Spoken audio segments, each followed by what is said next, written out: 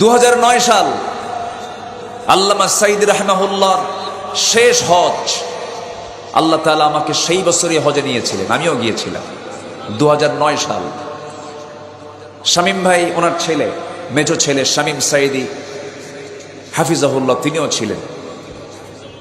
সবাই মিলে তাকে বলা হলো, দেশের অবস্থা যেহেতু খারাপ, আপনি কি সিদ্ধান্ত নিতে চাচ্ছেন? তখন ট্রাইব্যুনাল গঠন হচ্ছে। উনি বললেন, বন্দুকের নল তাক করা থাকে, বাতিল শক্তির দ্বারা আক্রমণ যে দলের প্রতি বেশি করা হয়, সেই দলটাই হচ্ছে প্রকৃত একমাত্র হক দল, উত্তম দল। আমি মাহফিলের কাছাকাছি চলে গেছি প্রায়।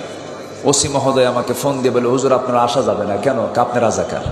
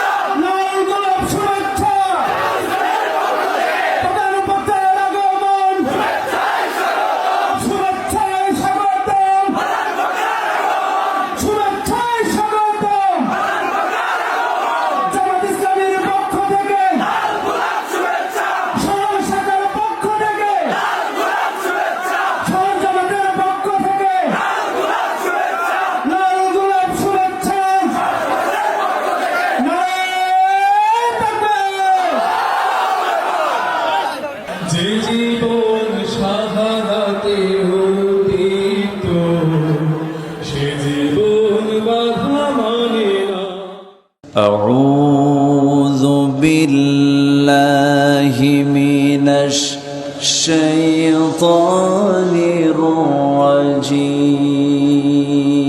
الرجيم بسم الله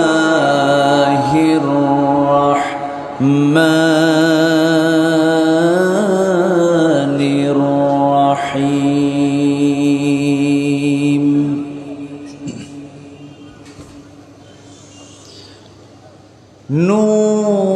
نون والقلم وما يسطرون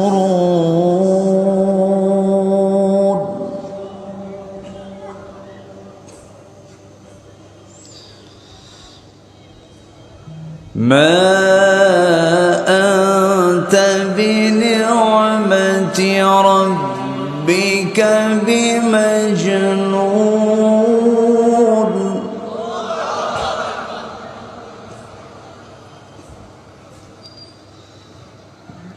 وإن لك لأجرا غير ممنون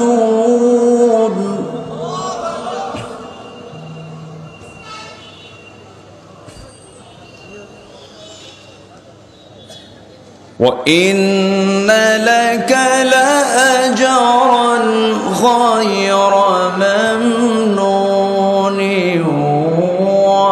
وإنك لعلى خلق عظيم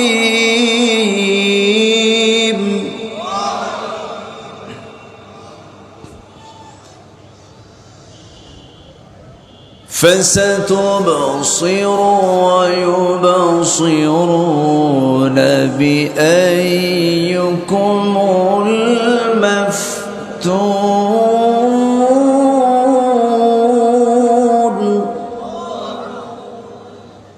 فستبصر ويبصرون بأيكم المفتون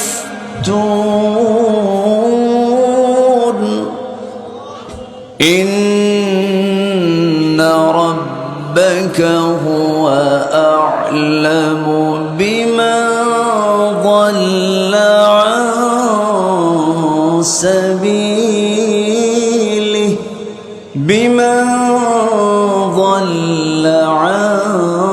سبيله وهو أعلم بالمهتدين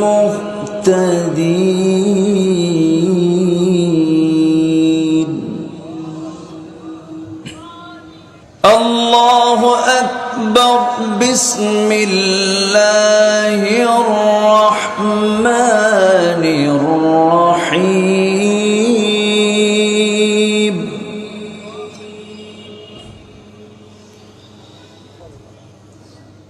إن الله وملائكته يصلون على النبي يا أيها الذين آمنوا صلوا عليه وسلموا تسليما সবাই বলুন বালাগাল উলা বিকামালিহি কাশাফাত তুজা বিজামালিহি হাসুনাত জামিউ খিসালিহি সাল্লু سورة يوسف بداري حكمة لقمان ما قاري قرآن باري يهدي لسان ما بلغ العلا بكماله كشف التجى بجماله حسنت جميع خصاله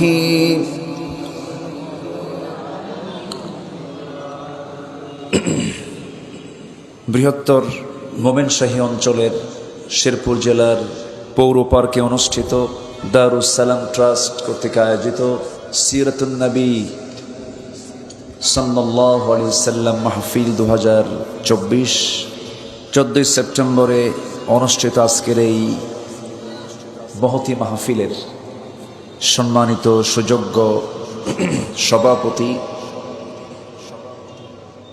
বয়োবৃদ্ধ জ্ঞানবৃদ্ধ খানকায়ে সিদ্দিকিয়া যোগিনী মুনার সম্মানিত পীর সাহেব মুহতারাম মাওলানা আবু রাশেদ মোহাম্মদ বাকির হাফিজাহুল্লাহ, আজকের মাহফিলের বরেণ্য অতিথিবৃন্দ, বিশেষ করে আজকের এই প্রোগ্রামের বরেণ্য প্রধান অতিথি শহীদি কাফেলা, দুর্জয় কাফেলা,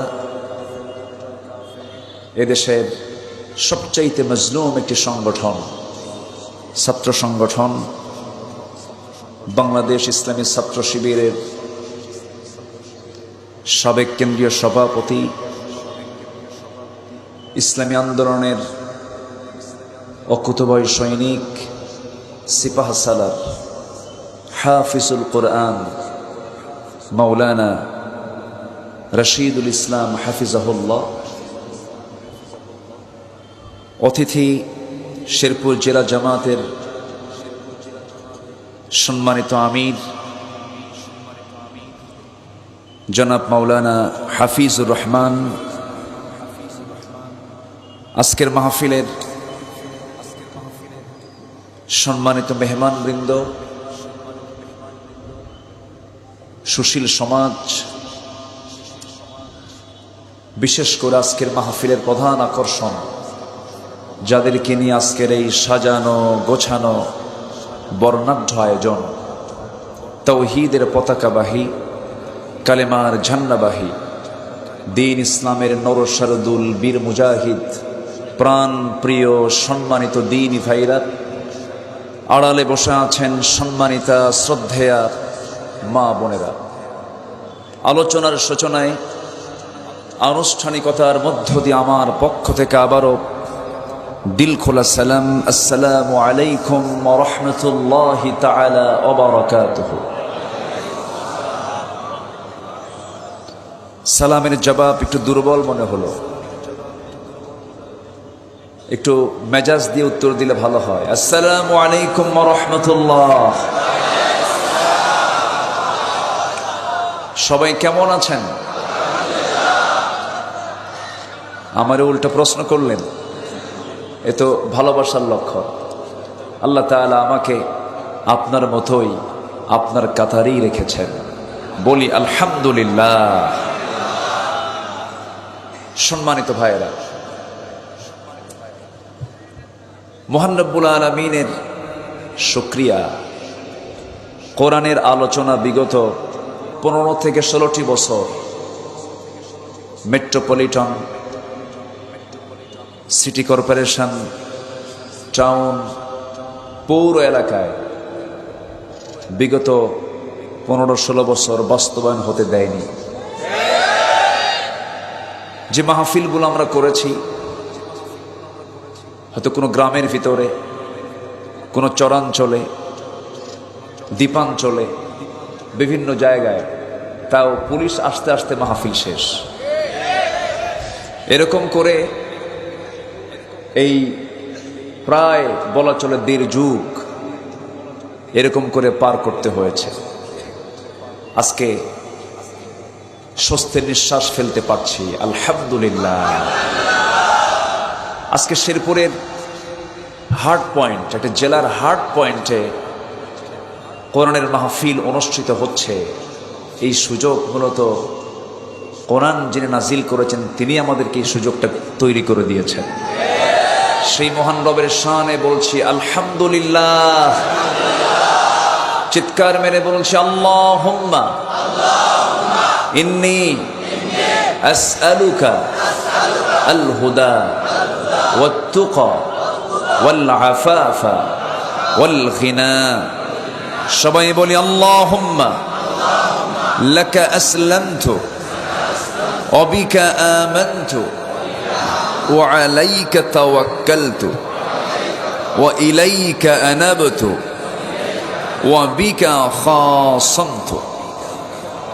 আমরা আল্লাহ তাআলার শুকর আদায় করে দিলাম। সম্মানিত হাজিরিন, উঠতে একটু দেরি হলো, শেষ হতে যদি একটু দেরি হয় কষ্ট হবে? আজকে আবহাওয়াটাকে নাতিশীতোষ্ণ করে দিয়েছেন তিনি কে? ভাদ্রের তাল পাকা গরম, কিন্তু এ মাসে তাল পাকে প্রচন্ড গরম, ভ্যাপসা গরমকে আল্লাহ তাআলা একদম শীততাপ নিয়ন্ত্রিত করে দিয়েছে। এত সুন্দর আবহাওয়া কেন জানেন? কোরআন শোনার জন্য করে দিয়েছে। ঢাকাতে প্রচুর বৃষ্টি। আমি গোলাম কিবরিয়া ভাইকে বলি, ভাই মাহফিল করবেন কেমনে? এই তো ঢাকাতে ক্যাটস অ্যান্ড ডগস, মুষলধারে বৃষ্টি হচ্ছে, এখানে কোনো বৃষ্টি নাই। বলি আলহামদুলিল্লাহ। বৃষ্টি হওয়াটাও রহমত, বৃষ্টি না হওয়াটাও রহমত। বলি আলহামদুলিল্লাহ। যেখানে যেটা প্রয়োজন সব ফয়সালা কে করেন? আল্লাহ তাআলা করেন। সম্মানিত ভাইয়েরা, আমি ভূমিকায় বেশি যাব না, সরাসরি আমরা আলোচনার দিকে চলে যাচ্ছি। আমার আগের মেহমান বৃন্দ তারা অনেক স্বল্প সময় হলেও মূল মেসেজ তারা দিয়েছেন। মূল যে মেসেজ, মূল যে বাণী তাদের মুখ থেকে বের হয়েছে, আমি তাদেরই সূত্র ধরে আমি কিছু ভাঙ্গা চূড়া কিছু কথা তখনই বলতে পারবো যখন আপনি শেষ পর্যন্ত থেকে আমাকে সহযোগিতা করবেন। এমন সিদ্ধান্ত কি নেওয়া যায়? এখানে থাকলে সওয়াব না গুনাহ? ফেরেশতারা কি লিখবে? সওয়াব লিখতে থাকবেন, নেকি লিখতে থাকবেন। আমরা বহু সময় চার দোকানে বিভিন্ন জায়গায় সময় কাটাতে ব্যস্ত থাকি। আজকে আমরা একটু কোরআন শোনার জন্য ব্যস্ত থাকবো। জোরে বলি ইনশাআল্লাহ। আমরা যে মহান ব্যক্তির জীবনী নিয়ে, সূরাত এবং সিরাত নিয়ে আমরা আলোচনা শুনতে এসেছি, সে ব্যক্তির, সেই মহান ব্যক্তির যদি আলোচনা শুরু হয়, যার চারিত্রিক সনদ পৃথিবীর কোনো একাডেমি দেয়নি, যার চারিত্রিক সনদ দিয়েছেন আকাশের মালিক জমিনের মালিক মহান রব্বুল আলামিন, তিনি নিজে দিয়েছেন। তার সিরাতটা নিয়ে আমরা যদি কথা বলা শুরু করি, কোনো কবি তার কবিতার ছন্দ দিয়ে শেষ করতে পারবে না, কোনো সাহিত্যিক তার সাহিত্যের রচনা দিয়ে শেষ করতে পারবে না, কোনো শিল্পী তার তুলি দিয়ে আঁকতে আঁকতে তার প্রশংসার কোনো দিক শেষ করতে পারবে না। তিনি হচ্ছেন মহান চরিত্রের তিনি আধার, যার সৃষ্টির মধ্য দিয়ে গোটা বিশ্ব সৃষ্টির পরিকল্পনা। তিনি হচ্ছেন আমার আপনার উত্তম আদর্শের বাস্তব নমুনা, রহমতে আলম রসুল আকরম জনাবে মুহাম্মদুর রাসূলুল্লাহ সাল্লাল্লাহু আলাইহি ওয়াসাল্লাম। সূরাতুল আহজাবের একটা আয়াত দিয়ে এই পোস্টার শুরু করা হয়েছে, লাকাদ কানা লাকুম ফি রাসূলিল্লাহি উসওয়াতুন হাসানাহ। আল্লাহ তাআলা তাকে উত্তম চরিত্রের আধার বানিয়েছেন। তিনি হচ্ছেন আমাদের জন্য মডেল। আমাদের মডেল একজন, তিনি হচ্ছেন মুহাম্মদুর রাসূলুল্লাহ। এক জায়গায় না সব জায়গায়? আসতে বলবেন না, এক জায়গায় না সব জায়গায়? সব জায়গায়। এখানে অনেকের আপত্তি, রাসূলকে ধর্মীয় নেতা মানতে চায়, কিন্তু তিনি যে একজন রাজনৈতিক লিডার ছিলেন, তিনি যে একজন রাষ্ট্রপতি ছিলেন, বিচারপতি ছিলেন, যোদ্ধা ছিলেন, তিনি যে বিচারালয়ে বসে তিনি বিচার সম্পন্ন করেছেন, এই বিষয়গুলোকে অনেকেই মানতে চান না। এমন শ্রেণীর মুসলিম নামধারী অর্ধেক মুসলিম আমার দেশে আছে না নাই? আসতে বলবেন না, আছে না নাই? অর্ধেক মুসলিম এমন কোন কন্ডিশন কি ইসলামে আছে? ইসলাম মানতে হবে অর্ধেক না পুরোপুরি? ইসলাম শর্তই হচ্ছে যদি মানতে চাও পুরোপুরি মানো। হুকুমটা কার? আল্লাহ তাআলা। সম্মানিত ভাইয়েরা, কোরআনকে পরিপূর্ণরূপে মানতে হবে, রাসূলের পরিপূর্ণ ইত্তেবা করতে হবে, রাসূলকে পৃথিবীর সকল মানুষের ঊর্ধ্বে তাকে স্থান দিতে হবে। এমনও নেতা আমার দেশে আছে যাদের মুখে নবীর নাম আসে না। আসে না নাই? আসতে বলবেন না, আসে না নাই? নবীর নাম আসে না। ওই সমস্ত নেতার নাম আসে যাদের মোষ বড়, দাড়ি নাই। সে মোষটা কি? হাইব্রিড জাতের মোষ, 2-2.5 ইঞ্চি মোটা, ঠিক কিনা? মোষওয়ালা নেতৃত্ব আমরা দেখতে চাই না, আমরা দেখতে চাই রাসূলের সুন্নাহওয়ালা নেতৃত্ব। বেনামাজি নেতৃত্ব আমরা দেখতে চাই না। সম্মানিত ভাইয়েরা, একটু সময় দেন, শেষ ক্লাস তো নেওয়া একটু কঠিন, এবং আমাদের ক্লাসটা নেওয়া আরো কঠিন। কেন জানেন? অবাল বৃদ্ধ বনিতা সকল শ্রেণীর মানুষ মাহফিলে থাকে, ছোট বড়, বুড়া মানুষ, শিক্ষিত অশিক্ষিত, সব ধরনের মানুষ থাকার কারণে আমাদের অনেক কথাগুলোকে সহজ করে বলার চেষ্টা করতে হয়। আমার কথা বুঝতে কষ্ট হচ্ছে না তো কারো? আল্লাহ সবাইকে শোনার তৌফিক দান করুন। সম্মানিত ভাইয়ের, আমি একটা সূরা থেকে তেলাওয়াত দিয়ে শুরু করেছি আমার অভ্যাস অনুযায়ী। সূরাতুল কলম। সূরাতুল কলম, এই যে আমার পকেটে কলম দেখছেন, কলম, ওমা ইয়াসতুরুন, যা দিয়ে লেখা হয়, যা দিয়ে কি লেখা হয়। তাহলে একটা এই সূরার নামটা কি বলেন তো? কলম। তাহলে কলমের দাম আছে না নাই? আচ্ছা, সূরাতুল কলমের প্রথম দিকের আমি কয়েকটা আয়াতে কারীম আমি তেলাওয়াত করেছি। আমি চেষ্টা করব আয়াতগুলোকে সামনে রেখে সংক্ষিপ্ত করে কিছু কথা বলার জন্য। সম্মানিত ভাইয়েরা, আমরা একটি সুন্দর পরিবেশ পেয়েছি। আজ থেকে 1.5 মাস আগেও আমরা চিন্তাও করতে পারিনি এই সুন্দর পরিবেশ সৃষ্টি হয়েছে। এই চেষ্টা কিন্তু শুধু 1-2 দিনের জন্য নয়। এই চেষ্টার পেছনে মেহনত, কিছু ব্যক্তির জীবন দেওয়া, কিছু নির্যাতন নিপীড়ন সহ্য করার ইতিহাস এই জমিনে আছে না নাই? আসতে বলবেন না, আছে না নাই? আল্লাহ আমাদেরকে সাহায্য করেছেন। আমাদের সাহায্যকারী কেউ না, রাশিয়া নয়, ভারত নয়, আমেরিকা নয়, কানাডা নয়। আমাদের সাহায্যকারী হচ্ছেন একজন, তিনি হচ্ছেন মহান রব্বুল আলামিন। তিনি আমাদের সাহায্যকারী। বদরে সাহায্য করেছেন কে? উহুদে সাহায্য করেছেন কে? উহুদের প্রান্তরে 70 জন তাজা প্রাণ, 70 জনের তাজা প্রাণ তারা দিয়েছেন, রক্ত ঝরিয়েছেন। খন্দকের প্রান্তরে, হুনাইনের প্রান্তরে, বদর প্রান্তরে সাহাবীদের তাজা রক্ত ঢালতে হয়েছে, তারপরেই তো বিজয় এসেছে। এই জমিনেও শহীদের রক্ত আছে না নাই? আসতে বলবেন না, আছে না নাই? এই জামানার এক নক্ষত্র কামরুজ্জামান, তার জ্বলন্ত সাক্ষী। তাকে শহীদ করে দেওয়া হয়েছে ষড়যন্ত্র করে। সেই সময় তার বয়স যা ছিল, ওই বয়সের মানুষ কখনো এমন জাতীয় অপরাধের অপরাধী হতে পারে না। সম্মানিত ভাইয়েরা, এমনি আল্লাহ তাআলা এই সামান্য, এই অসামান্য যে একটা অর্জন আমরা পেয়েছি, এমনি এমনি আসে নাই।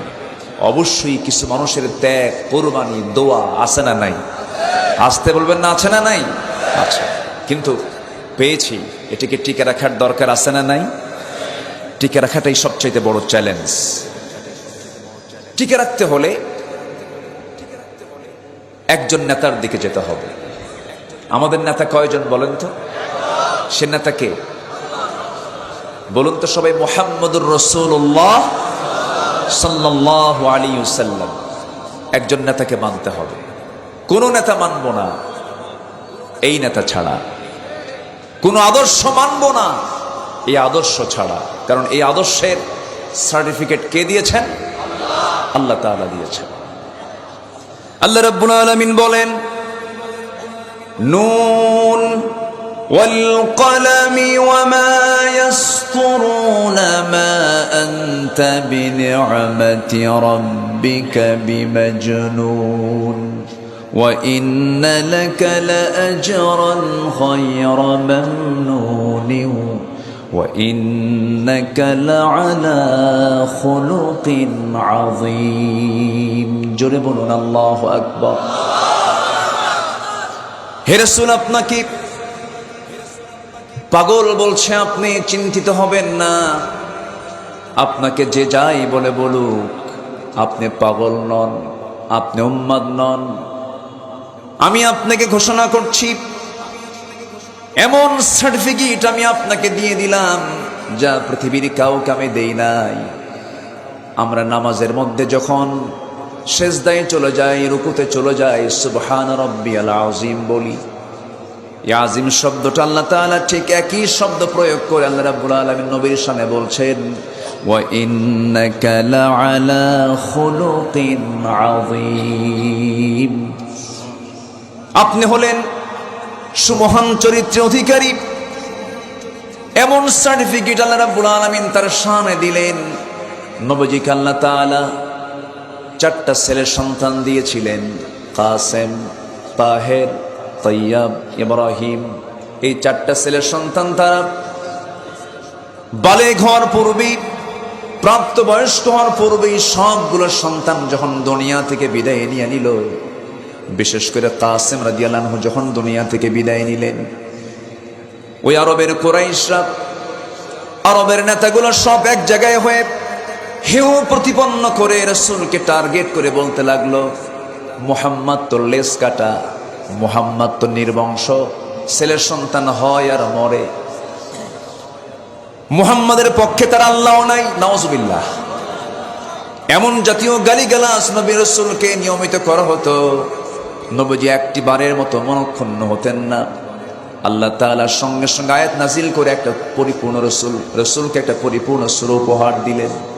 আল্লাহ রাব্বুল আলামিন সুন্দর করে রসুলকে লক্ষ্য করে বলছেন, যারা পারেন ঠোঁট মিলিয়ে বলুন, ইন্না আ'তাইনাকাল কাউসার ফাসাল্লি লিরাব্বিকা ওয়ানহার ইন্না শানিআকা হুয়াল আবতার।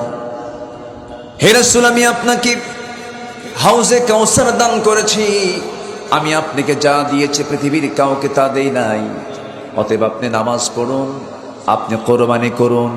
যারা বলতেছে আপনাকে লেস কাটা, তারাই হলো প্রকৃত লেস কাটা। গালি তো আমরাও কম শুনি নাই, কম শুনছি। 2014 সাল রাজশাহীর বাগমারা মাহফিল। আমি মাহফিলের কাছাকাছি চলে গেছি প্রায়। ওসি মহোদয় আমাকে ফোন দিয়ে বলে, হুজুর আপনারা আসা যাবে না কেন? আপনি রাজাকার। তো বললাম, ওসি মহোদয় আপনি কি আমাকে চিনেন? কে নাম শুনছেন? কে নাম শুনছেন তো আপনি আমরা দেখছেন না? তো আপনি আমাকে বলছেন না, আপনার ব্যাপারে থানায় রিপোর্ট আসছে, আপনি রাজাকার। তো বললাম, আমার তো 1971 সালে তো জন্ম দূরেই থাকে, আমার মায়েরই তো বিয়ে হয় নাই। তো এই হচ্ছে এই 16 বছরের চিত্র। আয়না ঘর বানিয়েছিল তারা, ঠিক কিনা? বানিয়েছিল। তারা অনেক কিছু করেছিল। তারা এত অপকর্ম করেছে, ঘন্টার পর ঘন্টা বললেও শেষ হবে না। ফেরাউন ছিল পুরাতন ফেরাউন। এরা 16 বছর কায়েম করেছিল নব্য ফেরাউনের নীতি দ্বারা এখানে বাস্তবায়ন করতে চেয়েছিল। নব্য ফেরাউন সেজেছিল তারা। সম্মানিত ভাইয়েরা, আমার পাশে যিনি বসে আছেন, কম নির্যাতন হয়নি, কম নিপীড়ন হয়নি। সম্মানিত বন্ধুগণ, এদেশের ফকিররাও নিরাপদ ছিল না। থানার কোটা ছিল, থানার কোটা, যে এতগুলো আসামি মামলা দিতেই হবে, লোক আর খুঁজে পায় না। রাস্তার ফকিরে নিয়ে এসে মামলা দিয়ে দিচ্ছে। এরকম রেকর্ড আছে না? নয়? সম্মানিত ভাইয়েরা, মামলা বেশি হওয়া ভালো না না হওয়া ভালো? আমার নবীজির ইন্তেকালের পর খায়রুল কুরুনি করনি সুম্মাল্লাযীনা ইয়ালুনাহুম, আমার নবীজির ইন্তেকালের পর প্রথম খলিফা কে হয়েছিলেন? খলিফা মোট কয়জন? প্রথম খলিফা আবু বকর সিদ্দিক রাদিয়াল্লাহু তাআলা আনহু। তার খেলাফত আমলে মদিনার গভর্নরের দায়িত্ব পালন করেছেন ওমর ফারুক রাদিয়াল্লাহু তাআলা আনহু। তিনি 2টা বছর গভর্নরের দায়িত্ব পালন করলেন, বিচারপতির দায়িত্ব পালন করলেন। 24 মাস তার ডিউটি যখন শেষ হলো, যেদিন তার ডিউটি শেষ, অফিস থেকে ফেরার পথে আফসোস করে বলছেন, 24টা মাস বিচারপতির আসনে বসে থাকলাম, অফিস করলাম, কিন্তু একটা মামলার রায় দিতে পারলাম না, মানে মামলাই নাই। যেরকম সুবহানাল্লাহ। তাহলে কল্যাণ রাষ্ট্রের বৈশিষ্ট্য হলো সেই রাষ্ট্রে কোনো মামলা থাকবে না। বিগত 16 বছর যে মামলা হয়েছে, 50 বছরে তো মামলা হয় নাই, ঠিক কিনা? সেই মামলার আসামি ছিল দেশের 18 কোটি মানুষ ছিল তার আসামি। বাড়িতে বাড়িতে আসামি বানিয়েছিল তারা। ত্রাসের রাজত্ব তারা কায়েম করেছিল। তারা ওই আয়াতটা ভুলে গিয়েছিল, ক্ষমতার মালিককে। আসতে বলুন, ক্ষমতার মালিককে। ওয়াতুইজ্জু মান তাশা ওয়া তুযিল্লু মান তাশা বিয়াদিকাল খায়র ইন্নাকা আলা কুল্লি শাইইন কাদির। এটা ভুলে গিয়েছিল তারা। আল্লাহ আছে না নাই? আল্লাহ আছে না নাই? ছিলেন, আছেন, থাকবে। তোমরা থাকবে না, জালিম থাকতে পারে না। কি জানি কইল, হাসিনা পালায় না, বললো না? বলছে কিনা বলেন, বলছে কিনা? পালায় না। পালাইছে? পালাইছে। সম্মানিত ভাইয়েরা, 2009 সাল আল্লামা সাইদ রাহমাহুল্লাহ শেষ হজ, আল্লাহ তাআলা আমাকে সেই বছরই হজে নিয়েছিলেন, আমিও গিয়েছিলাম। 2009 সাল শামীম ভাই, ওনার ছেলে, মেজো ছেলে শামীম সাইদি হাফিজাহুল্লাহ, তিনিও ছিলেন। সবাই মিলে তাকে বলা হলো, দেশের অবস্থা যেহেতু খারাপ, আপনি কি সিদ্ধান্ত নিতে চাচ্ছেন? তখন ট্রাইব্যুনাল গঠন হচ্ছে। উনি বললেন, আমি কি পালানোর মানুষ? আমি পালাবো? আমার কর্মী, আমার দিনী ভাইরা আমার দেশে মুসিবতে থাকবে, আমি বাইরে পালায়া থাকবো, আরামে থাকবো? আমি আমার মাটি, আমি আমার ইসলামী আন্দোলনের কর্মীদেরকে রেখে আমি একাকী আরামে জীবন যাপন করতে পারি না। আমার দেশ আমাকে ফিরে যেতেই হবে। তিনি ফিরে এসেছেন। তাহলে আলেমরা পালায় না ওরা পালায়? পালালো কারা? জালিমরা। জালেমরা পালায়, আলেমরা পালায়। সম্মানিত ভাইয়েরা, তাহলে আমাদের চরিত্র আদর্শ নিতে হবে কয়জন ব্যক্তি থেকে? বলুন, কয়জন ব্যক্তি থেকে? তিনি কি আমাদের দূর না আপন? দূর না আপন? খুব আপন। দূরের তিনি নন কেউ, তিনি খুবই কাছের জন আমাদের। আমার বন্ধুগণ, আমার নবীজি একদিন আবেগঘন পরিবেশ তৈরি করে সাহাবে কেরামকে সামনে রেখে একদিন বলছেন, সাহাবীরা শোনো, কাল হাসরের ময়দানে তোমরা যদি আমাকে কোথাও না পাও, 3টা জায়গায় তোমরা আমাকে তালাশ করবে। 3 জায়গার যে কোনো একটা জায়গায় যদি পেয়ে যাও, একসঙ্গে আমরা জান্নাতে চলে যাব। নাম্বার 1 হলো, তোমরা আমাকে খুঁজবে পুলসিরাতে। পুলসিরাতে যদি না পাও, মিজানের পাল্লার কাছাকাছি খুঁজবে তোমরা, সেখানেও যদি না পাও, হাউজে কাউসার আমাকে খুঁজবে। ইন্না আতাইনাকাল কাউসার, হাউজে কাউসার আমার সঙ্গে তোমার যদি মোলাকাত হয়ে যায়, আমি আমার বরকতি হাত দিয়া, জান্নাতের পেয়ালা দিয়া হাউজে কাউসার থেকে পানিটা উঠায় নিয়ে আমি তোমাকে পান করায় দেব। জন্মের মতো তৃষ্ণা নিবারণ হয়ে যাবে, আমি তুমি মিলে একসঙ্গে জান্নাতে প্রবেশ করব। সেই জান্নাতকে আমরা পেতে চাই নাকি? সবাই কি জান্নাত পেতে চাই? আমাদের মূল টার্গেট হলো জান্নাত। আল্লাহ রাব্বুল আলামিন বান্দাকে সুন্দর করে ডাক দিয়ে বলছেন, ইয়া আইয়াতুহান নাফসুল মুতমাইন্নাতু ইরজিই ইলা রাব্বিকি রাদিয়াতাম মারদিয়াহ ফাদখুলি ফি ইবাদি ওয়াদখুলি জান্নাতি। আমার বান্দা হয়ে যাও, আমার অনুগত বান্দা হয়ে যাও, আমার হুকুমকে মেনে চলো, আমার আইন কানুনকে মেনে চলো, আমার পদ্ধতিগুলোকে মেনে চলো, আমার জান্নাতে প্রবেশ করো। জান্নাত তো তোমার জন্য আমি বানিয়েছি বান্দা। যখন কোনো বান্দা আল্লাহর দিকে 1 হাত আগায়, আল্লাহ তার দিকে 10 হাত আগান। বান্দা যদি আল্লাহর দিকে 1 পা বাড়ায় দেয়, আল্লাহ ওই বান্দার দিকে 10 পা বাড়ায় দেন। যখন কোনো বান্দা আল্লাহর দিকে হেঁটে হেঁটে আসে, আল্লাহ বলেন, বান্দা আমি তোর দিকে দৌড়ায় দৌড়ায় আসি। আল্লাহ আমাকে মাফ করতে চান, কিন্তু আমি তো আল্লাহর কাছে মাফ চাওয়ার সময় পাই না। দুঃখে বুকটা ফেটে যায়। আজান হয়ে যায় ফজরের মুসল্লি খুঁজে পাওয়া যায় না। আমি কি মিথ্যা বলছি নাকি? ফজর নামাজ আর জোহরের নামাজ, আসরের নামাজ মুনাফিকরাও পড়ে। মুনাফিকরা জোহর নামাজ পড়তে পারে, আসর নামাজ পড়তে পারে, মাগরিব পড়তে পারে, কিন্তু মুনাফিকরা কখনো ফজর এবং এশার নামাজ পড়তে পারে না।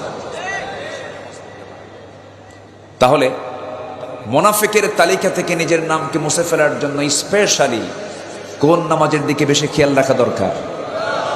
বলেন কোন নামাজের দিকে? ফজর। ফজরের মুসল্লি হলো আসল মুসল্লি।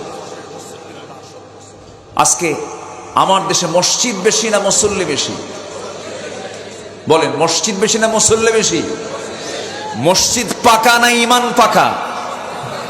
ইমান কাঁচা। দখল করতে করতে এই 16 বছর মসজিদ কমিটিও দখল করছিল, ঠিক কিনা?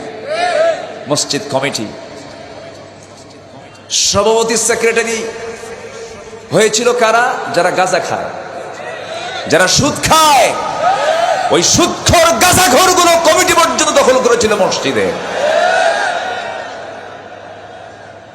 সম্মানিত ভাইয়েরা, এই মাহফিল, এই সমস্ত মাহফিলের পোস্টারে নেতার নাম না দিলে মাহফিল বন্ধ, ঠিক কিনা? তাহলে পোস্টারও দখল। কি দখল? পোস্টারও দখল। এবং নাম দিয়েছে, সে নামটা মানে নেতার নামটা ছোট অক্ষরে লেখা হলো কেন? আমার নামটা আগে কেন দেওয়া হলো না? এটাকে পুঁজি করে মামলা পর্যন্ত হয়েছে। কত বড় জালিম ছিল এরা। কোরআন শুনতে যারা বাধা দেয় তারা হচ্ছে এই জামানার ফেরাউন। কোরআন শুনতে কি বাধা দেয় নাই? আসতে বলেন, বাধা দেয় নাই? দিয়েছে। সম্মানিত ভাইয়েরা, আমরা সে আদর্শের দিকে ফিরে যেতে চাই যে আদর্শের সার্টিফিকেট কে দিয়েছেন? আল্লাহ দিয়েছেন। আসুন না, আমার রাসূল কিনে আল্লাহ তাআলা কোরআনে আরো কি কি কথা বলেছেন সেই দিকে আস্তে আস্তে করে আমরা একটু অগ্রসর হব। ফজর পড়বো তো নাকি? সবাইকে ফজর পড়বো? কোথায় পড়বেন? না এখানে পড়বেন? আচ্ছা, এখানেই এরকম লোকও আছে, এখানে পড়বেন না? আমি এত সাহস আমি দেখতে চাই না। আমরা ফজর নামাজটা মসজিদে পড়বো। জোরে বলি ইনশাআল্লাহ। সাহাবায়ে কেরামদের ভিতরে নামাজ কাজা ছিল? আমার নবীর জীবনে কি নামাজ কাজা ছিল? বলুন তো, আমার দেশে নামাজি মুসলমান বেশি না বেনামাজি মুসলমান বেশি? বেনামাজি আবার মুসলমান, কিন্তু বেনামাজি আবার কি মুসলমান না। নামাজি মুসলমান হতে হবে আমাকে আপনাকে। এই জাতির পরিবর্তন করার জন্য আগে নিজের পরিবর্তিত হতে হবে। আল্লাহ রাব্বুল আলামিন সুন্দর করে বলছেন, ইন্নাল্লাহা লা ইউগাইয়িরু মা বিকাওমিন হাত্তা ইউগাইয়িরু মা বিআনফুসিহিম। আল্লাহ রাব্বুল আলামিন সেই জাতির কখনো পরিবর্তন করেন না যতক্ষণ না সেই নিজে পরিবর্তিত না হয়। এই জন্য নিজের জীবনের পরিবর্তন আনতে হবে। বেনামাজি নামাজি হয়ে যাব, সুদ খাইছি খাবো না, চুরি করেছে চুরি করব না, ডাকাতি করেছে আর ডাকাতি করব না, জেনা করেছে আর জীবনে জেনা করব না, মানুষকে ঠকাইছে আর জীবনে ঠকাবো না, এতিমের মাল নিয়েছি এতিমকে ফেরত দিয়ে দেব, ঘুষের কারবার করেছে আর ঘুষের কারবার করব না, মিথ্যা সাক্ষী দিয়েছে আর মিথ্যা সাক্ষী দেব না। এমন করে যদি কোনো বান্দা তওবা করে ফিরে আসে, আল্লাহ রাব্বুল আলামিন তাকে সব কালো তালিকা থেকে নামটা মুছে দিয়ে জান্নাতের তালিকায় তার নামটা তুলে দিবে। অপরাধ করলে পরে এই দুনিয়ার কোন থানায় যদি কোন অপরাধীর নাম যদি একবার উঠে যায় কালো তালিকায়, ভালো হওয়ার পর মৃত্যু তার নামটা কালো তালিকায় থেকে যায়। কিন্তু যদি কোনো বান্দা যদি তওবা করে আল্লাহর পথে ফিরে আসে, আল্লাহ রাব্বুল আলামিন জাহান্নামের তালিকা থেকে ওই বান্দার নামের তালিকাটা জান্নাতের তালিকায় দিয়ে দেন। জোরে বলে সুবহানাল্লাহ। তওবার কত গুরুত্ব দেখেন। আল্লাহ রাব্বুল আলামিন তওবা নামে একটা সূরা পর্যন্ত নাযিল করেছেন।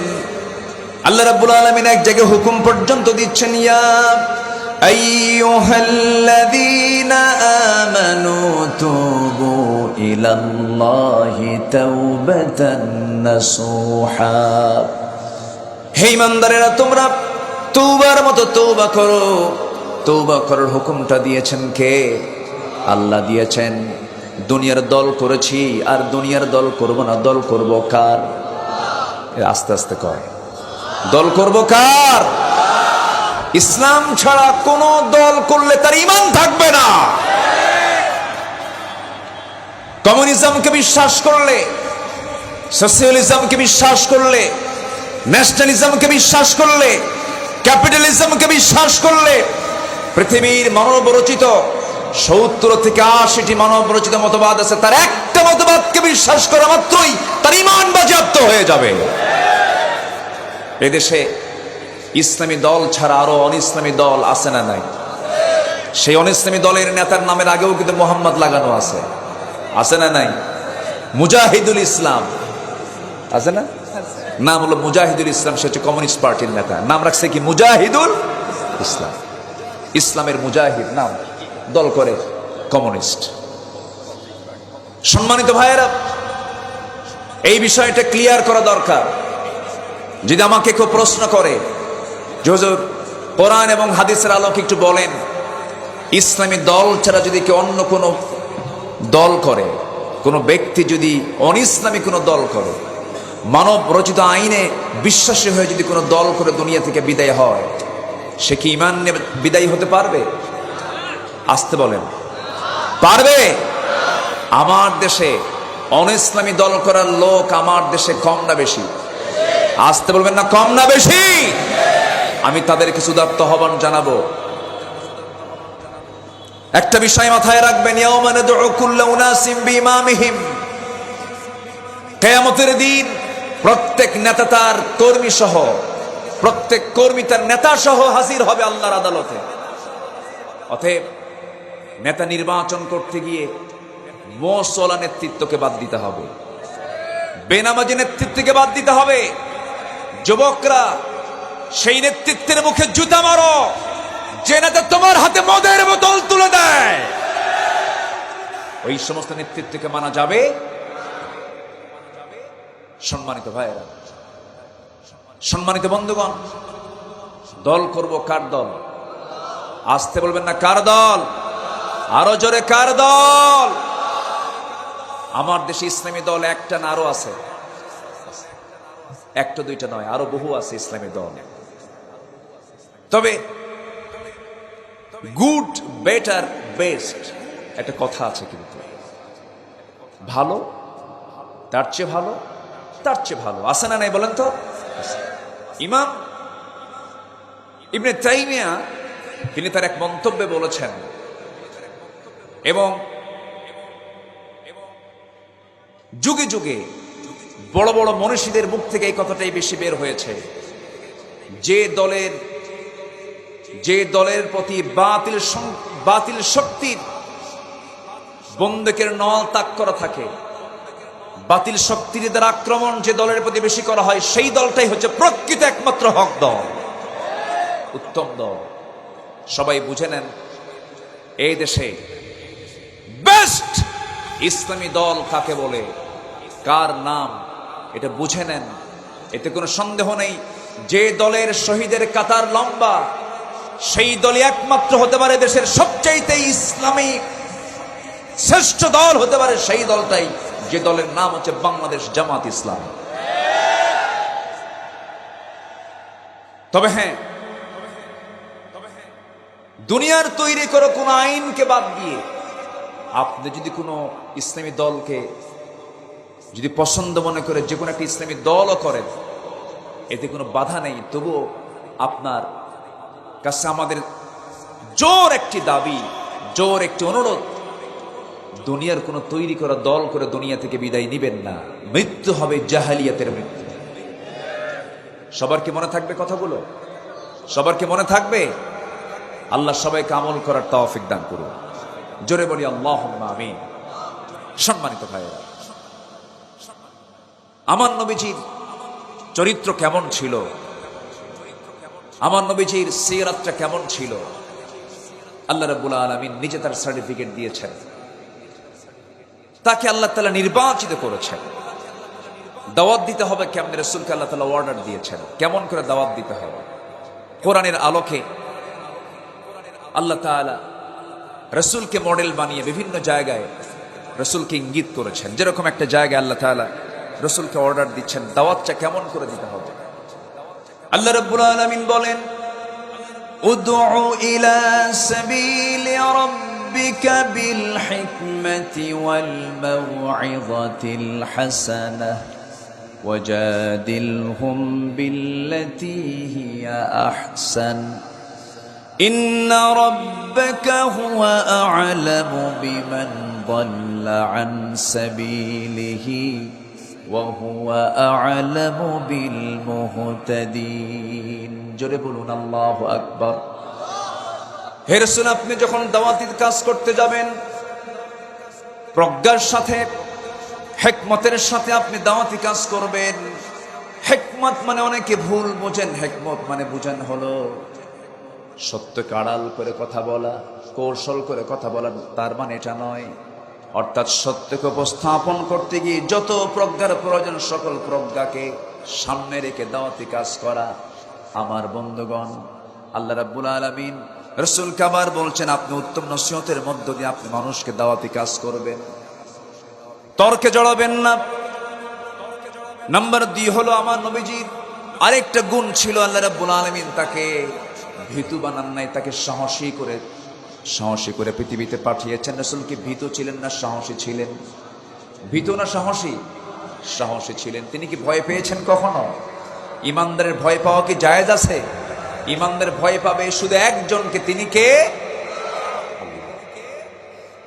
ইমানদার আল্লাহকে ভয় পাবে। আমার নবীজি চুল পরিমাণ কখনো ভয় পান নাই, চুল পরিমাণ সত্য থেকে কখনো তিনি বিচ্যুত হন নাই। আল্লাহ রাব্বুল আলামিন তাকে অর্ডার দিচ্ছেন, ফাসদা বিমা তু'মার ওয়া আ'রিদ আনিল মুশরিকিন। জোরে বলুন আল্লাহু আকবার। হে রাসূল, আপনি প্রকাশ্যে শোনায় দেন, মুশরিকদেরকে আপনি পরোয়া করবেন না, কাউকে আপনি পরোয়া করবেন না, সবাইকে আপনি স্পষ্ট করে আমার দ্বীনের দাওয়াতটা পৌঁছিয়ে দেন। আমার নবীর ধৈর্য কম ছিল না, বেশি ছিল? বেশি ছিল। নাম্বার 3,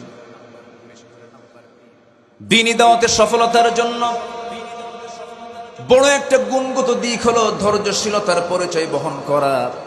আল্লাহ রাব্বুল আলামিন এক জায়গায় বলছেন, ফাসবির কামা সাবারা উলুল আজমি মিনার রুসুলি ওয়া লা তাস্তাজিল লাহুম।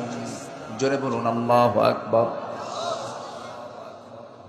এরপর আল্লাহ রাব্বুল আলামিন রাসূলকে আরেক জায়গায় অর্ডার দিচ্ছেন, পরিবারের প্রতি তিনি দায়িত্বশীল ছিলেন, পরিবারের প্রতি তিনি যত্নশীল ছিলেন। মহান রাব্বুল আলামিন বলেন, ইয়া আইয়ুহাল্লাযীনা আমানু কু আনফুসাকুম ওয়া আহলিকুম নারা। জোরে বলুন আল্লাহু আকবার। অনেকে আছে পরিবারের কোনো খোঁজ খবর রাখেন না। আমার নবীজি শুধু নিজের জন্য ব্যস্ত ছিলেন না, শুধু নেতৃত্বের জন্য ব্যস্ত ছিলেন না, তিনি তার পরিবারের জন্য ব্যস্ত ছিলেন। বলি আলহামদুলিল্লাহ। অনেকে ইসলামী আন্দোলন করেন, কিন্তু অনেকের পরিবারের প্রতি তারা যত্নশীল হন না। পরিবারের মেয়ে সন্তানগুলো বোরকা পরে কিনা, সন্তানগুলো দিন কতটুকু মেনে চলে, এই ব্যাপারে উদাসীনতা আছে না নাই? বলেন তো, আসতে বলবেন না, আছে না নাই? আমার নবীজি পরিবারকে সময় দিয়েছেন। আমার নবীজি তার একাধিক স্ত্রী ছিল, একাধিক স্ত্রী লালন পালন সহজ কিন্তু কোনো বিষয় নয়। এক স্ত্রী লালন পালন সহজ না একাধিক স্ত্রী লালন পালন সহজ? এক স্ত্রী সহজ, একাধিক স্ত্রী কঠিন। আমার নবীজি একদিন বসে আছেন, 4 স্ত্রী আমার নবীর সামনে এসে বলছে, ইয়া রাসূলুল্লাহ, একটা কথা বলতে চাই, কি আমাদের এই 4 জনের মধ্যে আপনি কাকে সবচেয়ে বেশি ভালোবাসেন? আমার রাসূল মুস্কি হাসি মেরে বললেন, আমি কার নামটা নেই? বললেন, তোমরা এখন চলে যাও, আগামীকালকে আমি তোমাদেরকে এটার জবাব দেব আমি কাকে সবচেয়ে বেশি ভালোবাসি। আমার রাসূল করলেন কি, সন্ধ্যা হলেই অন্ধকারে আমার রাসূল করলেন কি, 8টা খেজুর হাতে নিলেন, 2টা করে প্যাকেট করলেন। প্রথম স্ত্রী ঘরে চলে গেলেন, আম্মা জান আয়েশা সিদ্দিকা রাদিয়াল্লাহু আনহাকে লক্ষ্য করে বলছেন, আয়েশা, আমি তোমাকে দারুণ ভালোবাসি, আমি তোমাকে দারুণ মোহাব্বত করি, আমি তোমাকে 2টা খেজুর দিয়ে গেলাম, কিন্তু 2টা খেজুর যে দিয়ে গেলাম এই কথাটা যেন অন্য কোন স্ত্রী এখানে না যায়, তোমাকে কিন্তু খুব ভালোবাসি। দ্বিতীয় স্ত্রী ঘরে গিয়ে এই কথাটাই বললেন, তৃতীয় স্ত্রীর ঘরে গিয়ে এই কথাটাই বললেন, চতুর্থ স্ত্রী ঘরে গিয়ে এই কথাটাই বললেন। চলে আসলেন পরের দিন সকালবেলা, বুক ভরা আশা নিয়ে 4 স্ত্রী হাসি খুশি চেহারা নিয়ে নবীর সামনে চলে আসছে। সবাই তো ভাবতেছে রাসূল মনে হয় আজকে আমার নামটাই বলবে। 4 জন একসঙ্গে এসে বলছে, ইয়া রাসূলুল্লাহ, আপনি বলতে চেয়েছিলেন আপনি কাকে সবচাইতে বেশি ভালোবাসেন? আমার নবীজি মুস্কি হাসি মেরে বললেন, আমার স্ত্রীরা, আমি তাকেই সবচাইতে বেশি ভালোবাসি যাকে গত রাত্রিতে লুকায় লুকায় 2টা খেজুর দিয়ে আসছে। জোরে কোন সুবহানাল্লাহ, জোরে বলি সুবহানাল্লাহ। কি চরিত্র ছিল তার! ফাতিমা রাদিয়াল্লাহু আনহা তার মেয়ে ছিলেন, বিয়ে দিয়ে বাপ মেয়েকে ভুলে যায়, এমন বাপ আছে না নাই? আসতে বলবেন না, আছে না নাই?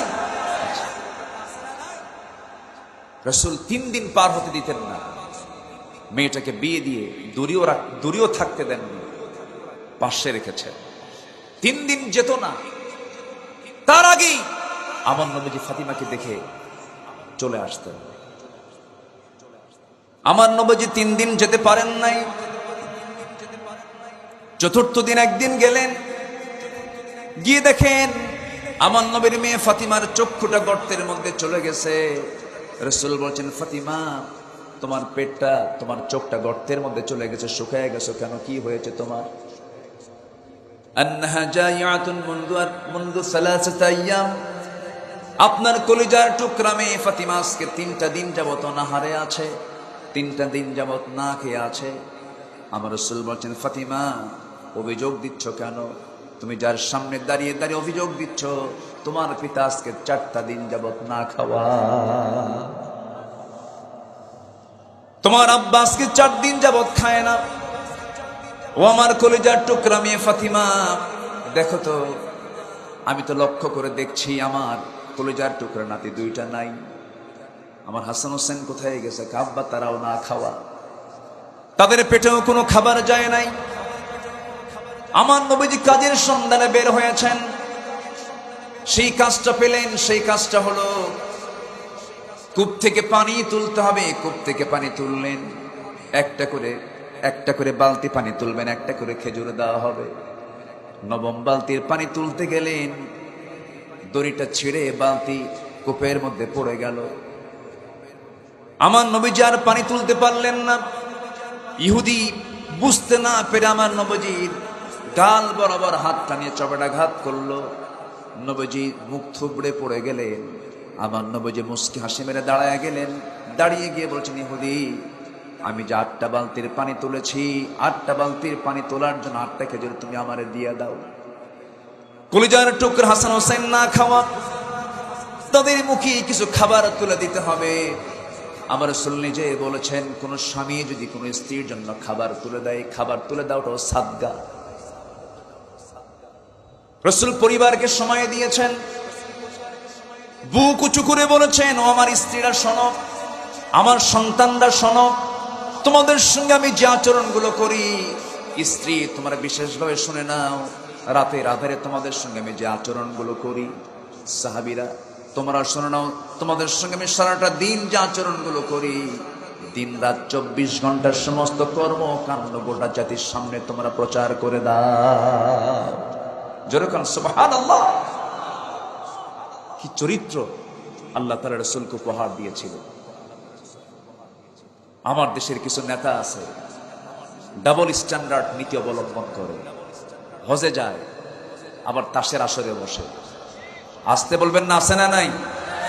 হজে যায় আবার নাইট ক্লাবে যায়। নির্বাচন যখন চলে আসে, মসমসা পাঞ্জাবি, আতর 4-5টা লাগায়া, ঘাড়ে একটা হাসি রুমাল লাগায়া,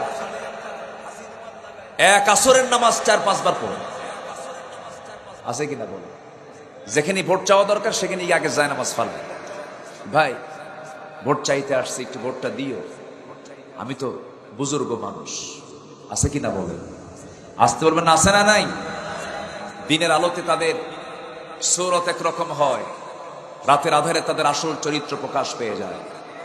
নাইট ক্লাবে, বোট ক্লাবে, তাসের আসরে, মদের আসরে আলেম ওলামাকে পাবেন না। মদের আসর, তাসের আসরে তাদের কি পাবেন? যারা মদের আইন, তাসের আইন যারা পাশ করেছে তাদের কি পাবে? আমার নবীজি যে সমাজের নেতাদের চোখের সামনে বড় হয়েছিলেন, সে নেতাগুলো মদ্যপ ছিল, জেনাকার ছিল। আমার রাসূল যখন বললেন মদ চলবে না, জেনা চলবে না, তখন রাসূলের বিরুদ্ধে ষড়যন্ত্র শুরু হয়েছিল। ঠিক তেমনি আজকের সমাজেও যখন আমরা এই জাতীয় কথা বলি, তখন আমাদের বিরুদ্ধে হাজারো ষড়যন্ত্র করা হচ্ছিল। এই দীর্ঘ 16টি বছর ধরে আমরা স্বস্তির নিঃশ্বাস পাচ্ছি। এখন আমাদের মূল দায়িত্ব হচ্ছে একটাই, সেটা হলো কোন আইন মানি না আল্লাহর আইন ছাড়া। এই সিদ্ধান্ত কি নেওয়া যায়? আমরা বাংলাদেশকে দেখতে চাই কোরআনের বাংলাদেশ, বাংলাদেশকে দেখতে চাই আমরা ইসলামের বাংলাদেশ। বাংলার শাসন করব মনের মতো একজন নেতা আমরা তা দেখতে চাই। বঙ্গভবনের যিনি বাসিন্দা হবেন, তিনি বাইতুল মুকাররমের খতিব হবেন। এই দৃশ্য দেখতে চান কারা কারা? হাত উঁচু করে দেখান মুসলমান।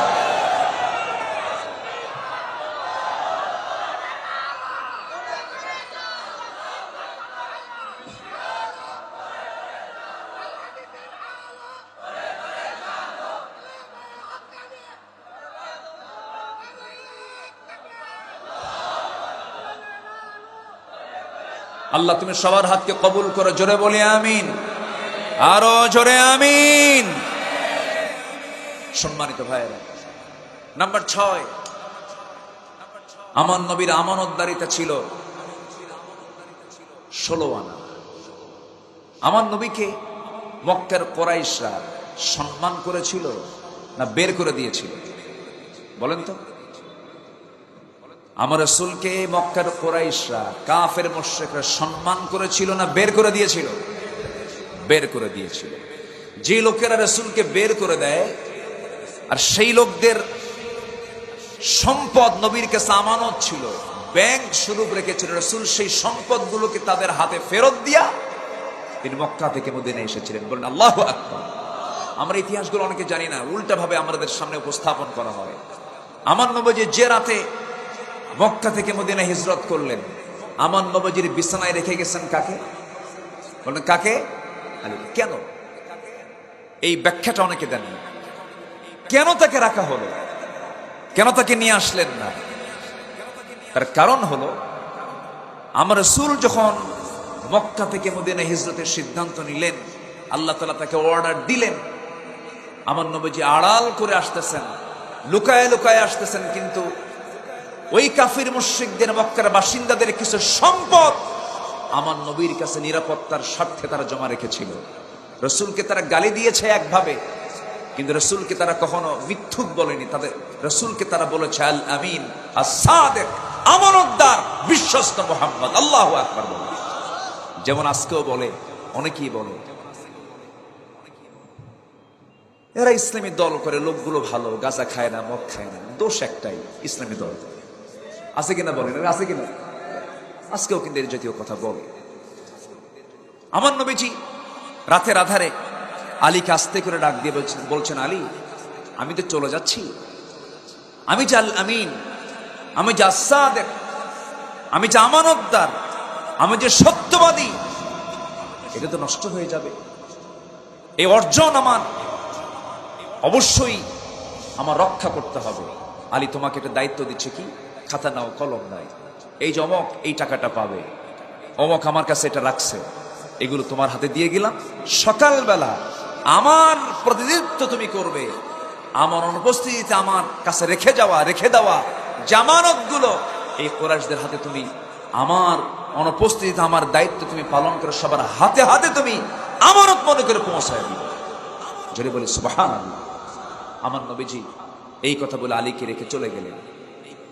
সাইয়েদনা আলী, সকাল হলো, শব্দ চলে আসলো, চুল পরিমাণ কোনো ভয় নাই। ওনার মনে মনে চিন্তা, আমি শুয়ে থাকবো নবীর ঘরে, নবীর বিছানায়, ওরা আমাকে অতর্কিত হামলা করে আমাকে আঘাত করবে, রক্তাক্ত করবে, আমি শহীদ হয়ে আল্লাহর জান্নাতে প্রবেশ করব। তার চিন্তা আবার আলাদা, কোনো ভয় নাই, নবীর বিছানায় শুয়ে আছেন, তিনি নির্বিঘ্নে ঘুমাচ্ছেন, আরাম ফরমাচ্ছেন। সব এসে বলল, আলী, মুহাম্মদ কোথায়? সাইয়েদনা আলী বলছেন, তোমাদের চোখের সামনে দিয়ে গেল, তোমরা দেখো না? সুবহানাল্লাহ বলবেন না? তোমাদের চোখের সামনে দিয়েই তো গেল, তোমরা কি দেখো না? ওমা রমাইতা ইদ রমাইতা ওয়ালাকিন্নাল্লাহ রমা। আল্লাহু আকবার। তোমরা কি দেখো না? এমন জবাব দিলেন, দ্বিতীয় কোনো উত্তর দেওয়ার কোনো চান্স কাফের মুশরিকরা পেল না। হঠাৎ করে সবাই বলে উঠলো, আমরা আলীকে মেরে ফেলবো, আলীকে আমরা দুনিয়া থেকে বিদায় করে দেব। তখন আবু জেহেল বলতেছে, খবরদার, আলীর গায়ে তোমরা কেউ হাত দিবা না, কারণ আলীর গায়ে হাত দিলে পরে আমাদের মধ্যে গন্ডগোল লাগবে, প্যাঁচ লেগে যাবে, দ্বন্দ্ব লেগে যাবে। আমাদের টার্গেট আলী নয়। মুহাম্মদ এখনো মক্কা ছাড়তে পারে না, আশেপাশে কোনো গুহার মধ্যে লুকানো আছে, যেখানেই পাবে তাকে গ্রেফতার করে ফেলে, ধরে ফেলে। আবু জেহেল যদিও নেতা খারাপ, ওর মতো খারাপ নেতা পৃথিবীতে আসবে না, ওর মধ্যেও কিছু যুক্তি ছিল, চিন্তা ছিল। দেখেন, মেধা কিন্তু কম না, আলীকে মারতে দিল না। আমাদের টার্গেট তো আলী নয়। আবু জেহেলের মেধা কম ছিল না। আবু জেহেলকে আল্লাহ তাআলা এত মেধা দিয়েছিলেন যে উটের পায়খানা দেখে সে বলতে পারত এটা কোন গোত্রের উট। এত মেধা আবু জেহেলের ছিল। আবু জেহেলের নাম ছিল আগে কি? আবুল হাকাম ছিল। হেদায়েতের মালিককে আসতে বলেন, হেদায়েতের মালিককে।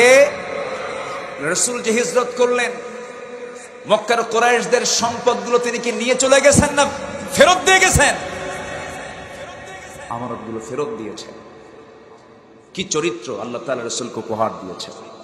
আল্লাহ রাব্বুল আলামিন রাসূলকে জানিয়ে দিচ্ছেন, সূরা নিসার 58 নম্বর আয়াত, আল্লাহ রাব্বুল আলামিন বলেন, ইন্নাল্লাহা ইয়া'মুরুকুম আন তু'আদ্দুল আমানাতি ইলা আহলিহা ওয়া ইযা হাকামতুম বাইনান নাসি আন তাহকুমু বিল আদল ইন্নাল্লাহা নি'মা ইয়া'iদুকুম বিহি। আল্লাহ তাআলা তোমাদেরকে অর্ডার দিয়েছেন, তোমরা আমানতটা ঠিক মতো আদায় করবে। আমানতের ব্যাপারে তোমরা কখনো বিন্দু পরিমাণ খেয়ানত করবে না। যখন তোমরা বিচার সাধন করবে, বিচার কার্য করবে, সেই সময় তোমরা আদালত কায়েম করবে, সুষ্ঠু বিচার করবে। ইয়াদিলু হুয়া আকরাবু লিত্তাকওয়া। একমাত্র আদালত কায়েমটাই হলো সবচেয়ে শ্রেষ্ঠ তাকওয়ার পথ। আল্লাহ তাআলা রাসূলকে দিয়ে এগুলো বাস্তবায়ন করে দিয়েছেন। আমার নবী এতিমদের ব্যাপারে, অসহায়দের ব্যাপারে, প্রতিবেশীর ব্যাপারে খুব আন্তরিক ছিলেন। আল্লাহ রাব্বুল আলামিন তাকে অর্ডার দিচ্ছেন, ওয়া'বুদুল্লাহ ওয়ালা তুশরিকু বিহি শাইআন ওয়া বিল ওয়ালিদাইনি ইহসানান ওয়া বিযিল কুরবা ওয়াল ইয়াতামা ওয়াল মাসাকিন ওয়াল জারি যিল কুরবা। জোরে বলুন আল্লাহু আকবার। সূরা নিসা আয়াত নাম্বার 36। আল্লাহ রাব্বুল আলামিন অর্ডার দিচ্ছেন, আল্লাহর ইবাদত ছাড়া কারো ইবাদত করো না, তার সঙ্গে শিরিক করো না, পিতামাতার হক আদায় করো। এরপর আল্লাহ রাব্বুল আলামিন এতিমদের ব্যাপারে বলেছেন, মিসকিনদের ব্যাপারে বলেছেন। আমার নবীজির এমন স্বভাব ছিল, কোন শিশু যদি নবীর পাশে দাঁড়িয়ে যেত, রাসূলকে দেখে শিশুর খেলা বন্ধ হয়ে যেত। জোরে বলে সুবহানাল্লাহ। কোন বিধবা বিপদে পড়েছে, নবীর পাশে দাঁড়িয়েছেন, নবীজি তার ফয়সালা করে দিতেন। কোন অসহায় ব্যক্তি তার পাশে দাঁড়িয়েছে, রাসূল তার ফয়সালা করে দিতেন। আমার নবীজি মাজলুমদের পক্ষে দাঁড়িয়েছেন, অসহায়দের পক্ষে দাঁড়িয়েছেন। আমার নবীজি নবুয়ত যখন আসে নাই, নবুয়ত প্রাপ্তি যখন হয় নাই, 15 বছর বয়স, সেই সময় থেকে তার দিলটা পেরেশান থাকতো, সমাজের চিন্তা তিনি করতেন। হালফুল ফুজল গঠন করেছিলেন। এতিমদের পাশে তিনি দাঁড়িয়েছিলেন, বিধবার পাশে তিনি দাঁড়িয়েছিলেন। যেদিন তিনি নবুয়ত পান, জাবাল নূর থেকে যখন সূরা আলাক নিয়ে কোরআন নিয়ে যখন বাড়িতে ফিরলেন, বাড়িতে ফেরার সঙ্গে সঙ্গে স্ত্রীর সামনে গিয়ে বলছেন, জাম্মিলুনি জাম্মিলুনি ইয়া খাদিজা, খাদিজা তুমি আমাকে বস্ত্র আচ্ছাদন করে দাও। লাকাদ খাশিতু আলা নাফসি, আমি আমার নিজের জীবনের শঙ্কিত না বুঝে আমি মরে যাব। এবার আম্মাজান খাদিজা রাদিয়াল্লাহু আনহা রাসূলকে লক্ষ্য করে বলছেন, ইয়া রাসূলুল্লাহ, হে আমার স্বামী, আপনি এমন করে বলছেন কেন? কি হয়েছে? কেন আমি মনে হয় মরে যাব, আমি আমার জীবনের শঙ্কিত। আম্মাজান খাদিজা বলছেন, আমার স্বামী আপনার কি হয়েছে বলুন তো। ও খাদিজা, 5টা বছর আমি ধ্যানমগ্ন থাকলাম, আমি তোমাকে একটা প্রস্তাব দিতে চাই। কি প্রস্তাব বলুন? এবার বলছে খাদিজা, 15 বছর ধরে তোমার সঙ্গে আমার পরিচয় হলো, আমি স্বামী, তুমি আমার স্ত্রী। আজকে একটা নতুন পরিচয় দিতে চাই, সেটা হলো আল্লাহ তাআলা আমার কাছে একটা কিতাব নাজিল করেছেন, আল্লাহর কালাম কোরআন। আমি আল্লাহর নবী, আল্লাহ তাআলা আমাকে নবুয়ত দান করেছেন, রিসালাত দিয়েছেন, আল্লাহ তাআলা আমার কাছে আয়াত নাজিল করেছেন, ফেরেশতা পাঠিয়েছেন। আম্মাজান খাদিজার চক্ষু অশ্রুপূর্ণ হয়ে গেল, কাঁদতে কাঁদতে বলছেন, আমার স্বামী গো, 15 বছর ধরে আমি আপনার সঙ্গে দাম্পত্যময় জীবন কাটালাম, একটা দিন যার মুখ থেকে অযাচিত কোনো কথা বলতে দেখলাম না, যার মুখ থেকে অযাচিত কোনো কথা বের হতে দেখলাম না, একটা মিথ্যা কথা বের হতে দেখলাম না, অতিরঞ্জিত অপ্রয়োজনীয় অপ্রাসঙ্গিক কোন একটা কথা যার মুখ থেকে কোনোদিন মুখ ফসকে বের হলো না। আপনি এতিমের পাশে দাঁড়ান, মাজলুমের পাশে দাঁড়ান, অসহায়ের পাশে দাঁড়ান, আপনি মিসকিনদেরকে সহায় দান করেন, এমন একজন ব্যক্তি জানলেন নবী হবে, এতে বিন্দু পরিমাণ কোনো সন্দেহ নাই। আপনি আমাকে আর দেরি করাবেন না, এই যে আমি হাতটা গায়ে দিলাম, আমার স্বামী আপনি আমাকে পড়াইয়া দেন, আশহাদু আল্লা ইলাহা ইল্লাল্লাহু ওয়াহদাহু লা শারীকা লাহু ওয়া আশহাদু আন্না মুহাম্মাদান আবদুহু ওয়া রাসূলুহু। হেদায়েতের মালিককে, আসতে বলুন, হেদায়েতের মালিককে। ইসলামে প্রথম মুসলিম হয়েছে পুরুষ না নারী? বলেন বলেন বলেন বলেন। ইসলামের জন্য প্রথম শহীদ হয়েছে মুসলিম না নারী? বলেন বলেন বলেন। কাবা শরীফের ভেতরের প্রথম বাসিন্দা হয়েছেন পুরুষ না নারী? নারী। নারীদের অবদান ইসলামে আছে না নাই? একজন মানুষ বাইরের মানুষের কাছে ভালো হতে পারে, ঘরের মানুষ বউয়ের কাছে কিন্তু ভালো হওয়া এত সস্তা না। সবার কাছে বুজুর্গ হওয়া যায়, বউয়ের কাছে বুজুর্গ হওয়া কিন্তু খুব কঠিন। চেয়ারম্যানগিরি করা যায়, বউয়ের কাছে চেয়ারম্যানগিরি কিন্তু সহজ না। বেশি কথা বলতে নিবেন, জানি তুমি কিরকম ভালো মানুষ। আমি কি ভুল বলতেছি? আমার নবীজি তার চারিত্রিক সৌন্দর্য দিয়ে তিনি তার পরিবারকে মুগ্ধ করতে পেরেছেন। আল্লাহু আকবার বল। নিজের বাপ দাদার ধর্ম ছেড়ে দিয়ে, সবকিছু ছেড়ে দিয়ে আম্মাজান খাদিজা কালিমা গ্রহণ করেছেন নবীজির সুন্দর চরিত্র দেখে। আল্লাহু আকবার বল। সম্মানিত ভাই, রাসূলকে যখন প্রস্তাব দেওয়া হলো, বিয়ের সময়ের কথা, সিরাত তো, তার সিরাত, তার জীবনী নিয়ে, তার জীবনে ঘটে যাওয়া কিছু কথা তো আজকের মাহফিল আসা প্রাসঙ্গিক, আসা দরকার, আসা উচিত। আমার রাসূল কি প্রস্তাব দিয়েছেন না আম্মাজান খাদিজা প্রস্তাব দিয়েছেন? আম্মাজান খাদিজার পক্ষ থেকে প্রস্তাব এসেছে, তিনি দেননি প্রস্তাব। এখন তো প্রস্তাব দেওয়ার জন্য বাপও লাগে না, মাও লাগে না, চাচাও লাগে না, কারো লাগে না, ডাইরেক্ট অ্যাকশন। ও দেখেন ডাইরেক্ট অ্যাকশন কি জোরে কয়, দেখেন জোরে কয় নাউযুবিল্লাহ। এই ডাইরেক্ট অ্যাকশন কি ইসলামে আছে? আসতে বলবেন না আছে। এখন গোটা দেশের ক্যাম্পাসে ক্যাম্পাসে আমার নবীজির গজল পরিবেশন হচ্ছে, কাওয়ালি পরিবেশন হচ্ছে। ঢাকা ইউনিভার্সিটির ক্যাম্পাসে, রাজশাহী ইউনিভার্সিটির ক্যাম্পাসে, প্রত্যেকটা জায়গায় এই নবীর সিরাতের মাসে, জন্মের মাসে নবীজির জীবনের কাব্য চর্চা চলছে প্রত্যেকটা ক্যাম্পাসে। আল্লাহু আকবার বলো। আশার দিক। আলহামদুলিল্লাহ, আলহামদুলিল্লাহ। সম্মানিত ভাই, আমরা ক্যাম্পাসকে পবিত্র দেখতে চাই। প্রত্যেকটি শিক্ষাঙ্গন পবিত্র অঙ্গন, এটাকে নাপাক হতে দেব না। পর্দার ব্যবস্থাকে নিশ্চিত করতে হবে। প্রেম কোনোদিন বিয়ের আগে হয় না, প্রেম হয় বিয়ের আগে না বিয়ের পরে? বলেন বলেন, প্রেম হবে বিয়ের আগে না বিয়ের পরে? কিন্তু এখন প্রেম কখন হয়? বিয়ের আগে। আগে প্রেম হয়, বিয়ের পরে আর প্রেম কি করবে? বিয়ের পর হয় কিলাকিলি। কি হয়? কিলাকিলি। যুবক যারা আছো, তোমাদের কাছে বিনীত অনুরোধ এটা, আমি তোমাদেরকে বলতে চাই, এই নোংরামিগুলো করো না, লাভ নাই। এগুলো লস প্রজেক্ট। এগুলোতে পা দেওয়া মানে নিজের জীবন যৌবনকে ধ্বংস করে ফেলা। খারাপ কিছু দেখবা না, খারাপ কিছু শুনবা না, খারাপ কিছু চিন্তা করবা না। ইন্নাস সামআ ওয়াল বাসারা ওয়াল ফুআদা কুল্লু উলাইকা কানা আনহু মাসউলা। শ্রবণ শক্তি, দৃষ্টি শক্তি, অন্তর শক্তি সব জিজ্ঞাসিত হবে কার কাছে? আল্লাহর কাছে। এজন্য নোংরামি করতে যাবে না। বিয়ের প্রয়োজন, বিয়ে যদি করতেই হয়, পিছনের দরজা দিয়ে যাবা না, সামনের দরজা দিয়ে চলে যাবা। মেয়ের বাবার কাছে প্রস্তাব পাঠাবা তোমার বাবার মাধ্যম দিয়া, বাস বিয়ে হয়ে যাবে। রিস্কের ফায়সালা কার? আসতে বলে, রিস্কের ফায়সালা কার? আমার নবীজির বয়স 25 বছর, টকবকে যুবক আম্মাজান খাদিজা রাসূলকে চুজ করে ফেললেন, একজনকে পাঠালেন, প্রস্তাব দেওয়া হলো।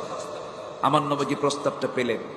প্রস্তাব পেয়ে বলবেন কাকে? বাপও নাই, আস্তে কর, বাপও নাই, মাও নাই। দেখেন, বাপ নাই, মা নাই, এরপরও তিনি কথাটা শুনিয়ে বললেন, আমি কিচ্ছু বলতে পারবো না, আমার একজন গাইড আছে, আমার একজন গার্জিয়ান আছে। চলে গেছেন পিতৃব্য আবু তালিবের কাছে, গিয়ে বলেন, চাচা, খুয়াইলিদের কন্যা খাদিজা নামে একজন মহিলা বিয়ের প্রস্তাব পাঠিয়েছে, কি করা যায়? আবু তালেব বললেন, মুহাম্মদ, আমার জানা মতে এই মক্কা নগরে খুয়াইলিদের কন্যা খাদিজার চাইতে পূত পবিত্রা, উন্নত চরিত্রের দ্বিতীয় কোন নারী এই মক্কায় আমার চোখে পড়েনি। জোরে বলি সুবহানাল্লাহ। তুমি চোখ বন্ধ করে বিয়ে করতে পারো। চাচা, আপনি তাহলে অনুমতি যদি দেন তবেই না হবে। আপনি আমাকে ভাষা শিখিয়েছেন, আপনি আমাকে কথা শিখিয়েছেন, ব্যবসা শিখিয়েছেন, আপনি সব ব্যবস্থা করবেন। বিয়েটা হয়ে গেল। নবীজির বিয়ে হলো কত বছরে? 25 বছরে। আজকে কিছু যুবক আছে, যুবক থাকে না, বুড়া হয় 50 বছর। কি করে খাওয়াবো? 50 বছর হওয়ার পরে কি কয়, কি করে খাওয়াবো? 50 বছরে যদি কেউ বিয়ে করে, 60 বছরের বাচ্চা নিয়ে যখন রাস্তায় হাঁটে, তখন বাচ্চাটাকে লক্ষ্য করে বলে, এই ছেলে, এটা তোমার দাদা না নানা?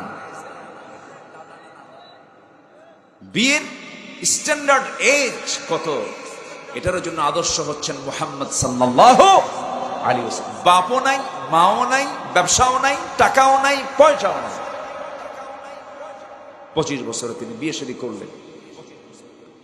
বিয়ে করার পর মক্কার কুরাইশরা না, মক্কার ধনীরা সব এক জায়গায় হয়ে সবাই বলল, খাদিজা একটা কাজ করলো, টাকা নাই, পয়সা নাই, একটা গরিব মানুষ, এই একটা গরিব মানুষ, সে খাদিজার মতো মক্কার টপ একজন ধনী মহিলা, এটাকে স্বামী হিসেবে গ্রহণ করতে পারলো? এই কথাটা আম্মাজান খাদিজার কানে চলে গেছে। শোনা মাত্রই, ধনী তো তিনি তো মক্কার সবচাইতে বড় একজন ধনাঢ্য ব্যবসায়ী, তার একটা প্রভাব চতুর্দিকে আছে, তার বিরুদ্ধে কথা হচ্ছে, তার কানে আসছে। সব ধনীকে তিনি ডাকলেন, সব ধনীকে ডাক দিয়ে তিনি আমন্ত্রণ করলেন। তিনি বললেন, আমার যে বিয়ে হলো, আমার বিয়ে নিয়ে তোমরা নাকি কি জল্পনা কল্পনা করছো, কি যেন মন্তব্য করছো আমার স্বামীকে নিয়ে। আমার স্বামীকে নিয়ে আমি তোমাদের 4টা প্রশ্ন করতে চাই। নাম্বার 1 প্রশ্ন হলো, আমার স্বামী, যিনি আমার স্বামী হয়েছেন, যার সঙ্গে আমার বিয়ে হয়েছে, তার ব্যাপারে 1 নম্বর প্রশ্ন হলো, বলতো আমার স্বামীর চরিত্রটা কেমন? সবাই বলল, এই মক্কা নগরে যত যুবক দেখেছি, যত চরিত্রবান যুবক দেখেছি, এর চাইতে ভালো মানুষ আমরা দেখি নাই, যার মুখে একটা মিথ্যা কথা নাই, আমরা তাকে আল আমিন বলি। নাম্বার 2 হলো, সুরাতের কথা বলি এখন, সিরাত তো তোমরা বললে, এখন আমি বলবো আমার স্বামীর সুরতটা কেমন। সবাই বলে ফেললো এই মক্কা নগরে, শুধু নয় এই জীবনে আমরা যত মানুষ আমাদের চোখের সামনে দেখেছি, মুহাম্মদ বিন আব্দুল্লাহর চাইতে সুন্দর সুশ্রী যুবক আমাদের চোখে দ্বিতীয়টা পড়ে নাই। এবার আম্মাজান খাদিজা বলছেন, মক্কা নগরে এসে শোনো। নাম্বার 3 প্রশ্ন হলো, আমার স্বামী, আমি যাকে স্বামী হিসেবে গ্রহণ করেছি তার বংশ বুনিয়াদ কেমন? সবাই বলল আরবের যত বংশ আছে এর মধ্যে শ্রেষ্ঠ বংশ হলো কুরাইশ বংশ। কুরাইশ বংশ 1 নাম্বার বংশ, এর চাইতে বড় বংশ এই মক্কা নগরে আর নাই। এবার তিনি বললেন, আমার স্বামীর সুরাত শ্রেষ্ঠ, আমার স্বামীর সিরাত শ্রেষ্ঠ, আমার স্বামীর বংশটাও শ্রেষ্ঠ। নাম্বার 4 আমি প্রশ্ন করব, আমার স্বামীর টাকা পয়সা কেমন? এবার গলা ঝাড়া দিয়ে সবাই বলতেছে, এই জন্যই তো মানা করছিলাম, টাকা নাই পয়সা নেই, ফকির মানুষ। এবার আম্মাজান খাদিজা বললেন, শোনো, টাকা দিয়ে চরিত্র বানানো যায় না, টাকা দিয়ে চেহারা সুন্দর বানানো যায় না, টাকা দিয়ে বংশ পাওয়া যায় না। এই 3টা গুণ যখন আমি পেয়েছি, আমার স্বামীর শুধু একটাই ঘাটতি আছে, সেটা হলো টাকা পয়সা নাই। ও মক্কার সমস্ত ধনীরা তোমরা সাক্ষী থাকো, আমি খাদিজা এই মুহূর্তে তোমাদের সবাইকে সাক্ষী বানায় আমি এই মুহূর্তে ঘোষণা দিলাম, আমি জানি আমার স্বামীর চরিত্র কেমন। আমি আমার নিজের জীবনের অর্জিত স্থাবর অস্থাবর যত সম্পত্তি, আমার সমস্ত সম্পত্তি এই মুহূর্তে আমি মুহাম্মদ আমার স্বামীকে আমি দান করে দিলাম। জোরে বলি আল্লাহু আকবার। এখন মক্কার ধনীকে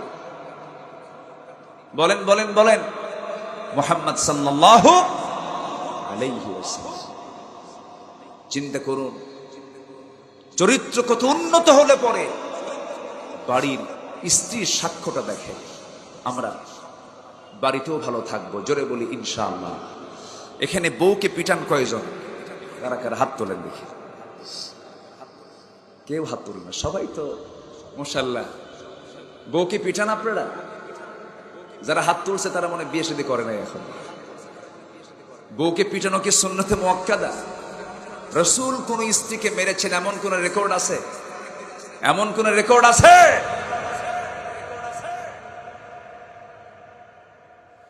স্বামী মালয়েশিয়া থাকে, বউ দেশে থাকে, মোবাইলে গালিগালাজ, অকথ্য ভাষায় গালিগালাজ, শেষ পর্যন্ত লাস্ট প্রান্তিক শব্দ বলে ফেলে, তালাক দিয়ে ফেলে।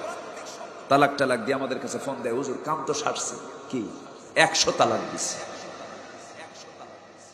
কত তালাক দিছে বলেন তো? 100 তালাক। হুজুর সাথে আরেকটা তালাক মারছে, আরেকজনটা কে? আমার শাশুড়িও তালাক দিছে। শাশুড়ি কি তালাক হয়? হুজুর রাগটা ওনার উপরই বেশি, এই জন্য ওনারও তালাক দিছে। বলেন বিশ্ব নবীজির সুন্নাহ কি এমন ছিল? নবীজির সুন্নাহ কি এমন ছিল? সূরা তাহরিম পড়লে তার ধৈর্য কেমন ছিল স্পষ্ট হয়ে যাবে। লিমা তুহাররিমা মা আহাল্লাল্লাহু লাক। সম্মানিত ভাইয়েরা, দেখতে দেখতে ঘড়ির কাঁটা চূড়ান্ত সংখ্যায় পৌঁছে যাচ্ছে, প্রায় 12টার কাছে। অনেকে কিছু অংশ মানুষ চলেও গেছেন, অনেক দূর থেকে বিভিন্ন থানা থেকে মাহফিল এসেছেন।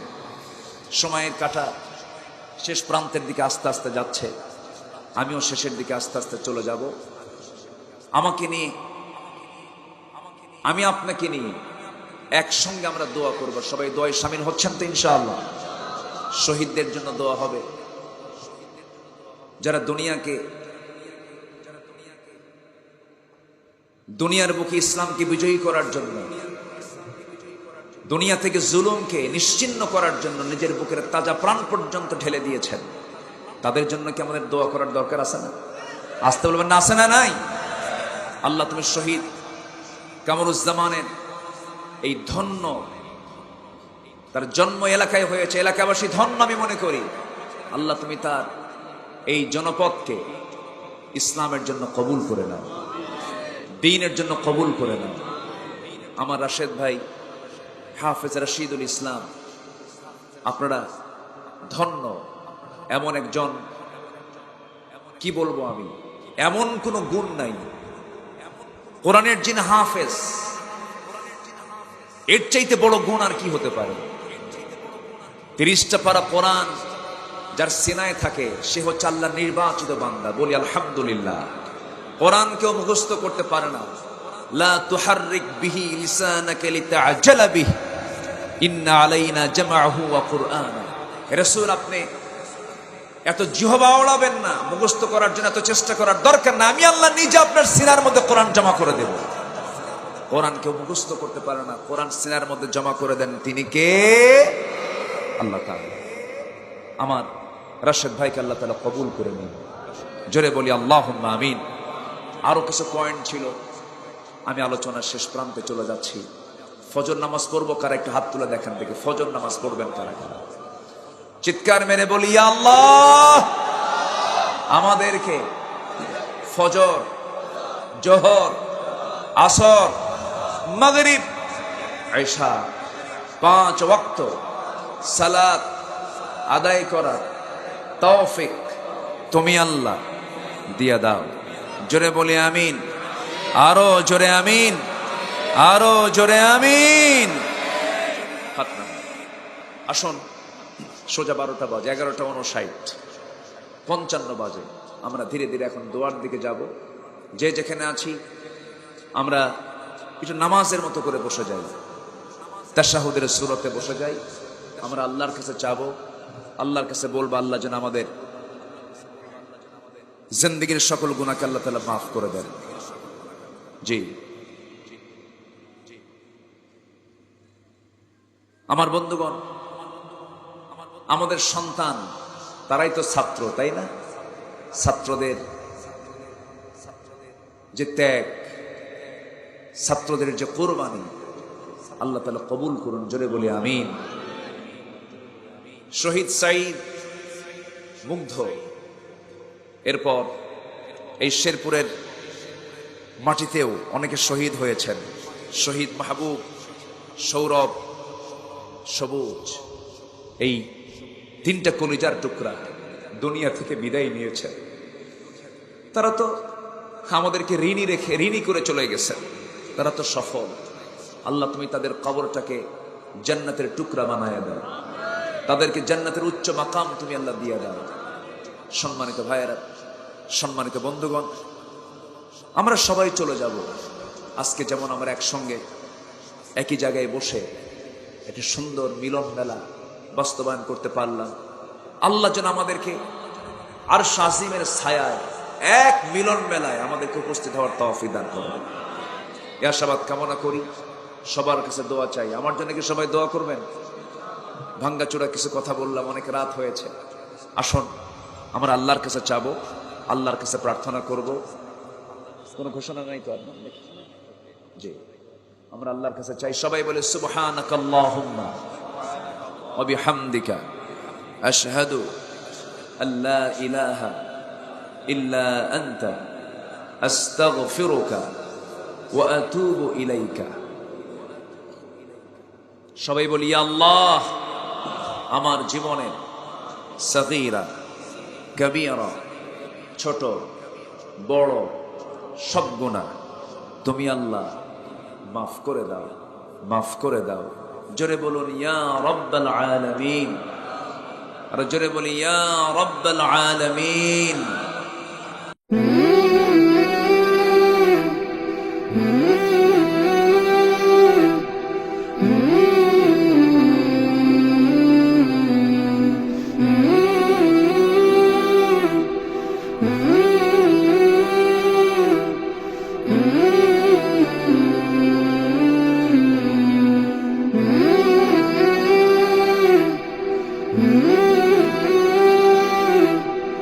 Mm-hmm.